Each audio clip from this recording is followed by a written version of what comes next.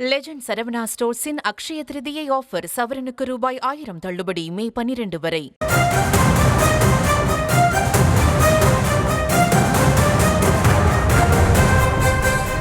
தமிழகத்தில் வரும் 16ஆம் தேதி வரை கனமழைக்கு வாய்ப்பு என வானிலை ஆய்வு மையம் தெரிவித்துள்ளது. கூடுதல் விவரங்களோடு நமது செய்தியாளர் வெங்கட்ராமன் இணைகிறார். வணக்கம் வெங்கட்ராமன், மேலும் விவரம்.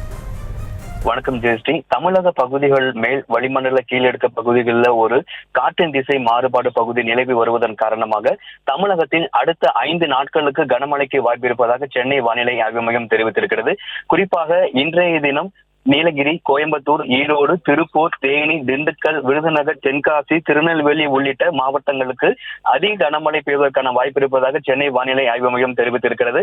அதே போல நாளை 6 மாவட்டங்கள், அதாவது தேனி, திண்டுக்கல், விருதுநகர், தென்காசி, திருநெல்வேலி, இந்த 6 மாவட்டங்கள்ல கனமழை பெய்வதற்கான வாய்ப்பு இருப்பு என தெரிவிக்கப்பட்டிருக்கிறது. தமிழகத்தில் கோடை மழை தற்பொழுது கடந்த ஒரு வாரமாகவே கோடை மழை பெய்து வருகிறது.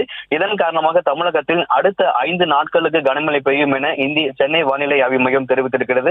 சென்னையை பொறுத்தவரை நகரின் ஒரு சில பகுதிகளில் வானம் மேகமூட்டத்துடன் காணப்படும் எனவும், அதே போல ஒரு சில பகுதிகளில் லேசான மழை பெய்யக்கூடும் என தெரிவிக்கப்பட்டிருக்கிறது.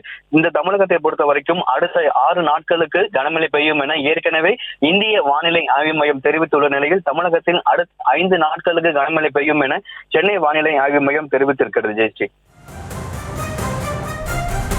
விவரங்களுக்கு நன்றி வெங்கட்ரமன்.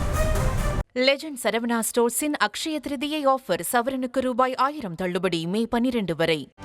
செய்திகளை உடனுக்குடனும் துல்லியமாகவும் தெரிந்து கொள்ள சப்ஸ்கிரைப் பண்ணுங்க.